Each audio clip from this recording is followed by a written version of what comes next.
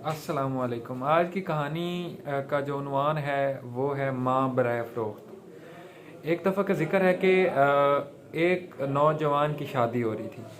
शादी की तकरीब जारी थी तो स्टेज पर शादी में स्टेज पर उस नौजवान की वालदा, उसकी बीवी और बाकी जो लोग थे वो स्टेज पर मौजूद थे।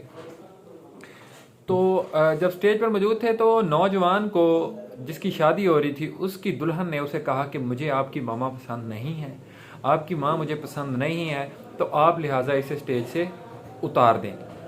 तो उसने बड़े तहम्मुल के साथ अपनी जो उसकी होने वाली बीवी थी उसकी उसकी उसने बात सुनी। और उसके बाद उसने स्टेज पर खड़े होकर एक ऐलान किया। ऐलान ये किया कि मेरी माँ बराए फ़रोख्त है, जिसने ख़रीदनी हो वो मुझसे ख़रीद ले। सारे लोग जो थे वो हक्के बक्के रह गए कि ये क्या बातें कर रहा है। तो उसने दोबारा फिर कहा कि माँ बराए फ़रोख्त।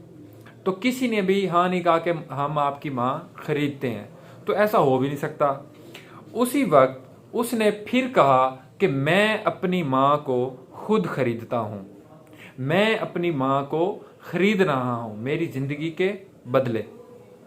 तो उसने उस वक्त जो है वो अपनी अपनी ज़िंदगी, अगली लाइफ के बदले जो उसने गुजारनी थी अपनी उस बीवी के साथ, तो उसने कहा कि मैं उसके बदले में अपनी माँ को ख़रीद रहा हूँ। वो इस तरह, तो उसने कहा कि जो मैंने अपनी बीवी, मेरी होने वाली बीवी है, उसको मैं फ़ौरन ही तलाक, डाइवोर्स देता हूँ और मैं अपनी माँ को उसके हिवज़ ख़रीदता हूँ।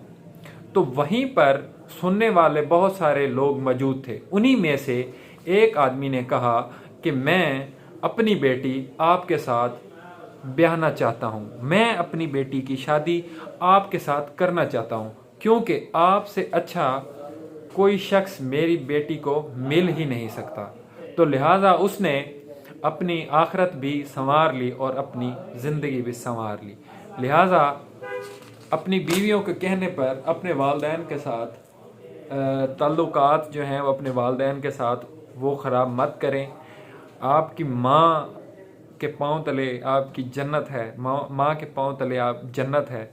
तो लिहाजा उसने इसका सबक यही मिलता है कि अपने वालदैन के साथ अच्छे रहें, आपकी ज़िंदगी बनी रहेगी। आपकी वाइफ के जाने से आपकी ज़िंदगी पर कोई असर नहीं पड़ता। अल्लाह ताला एक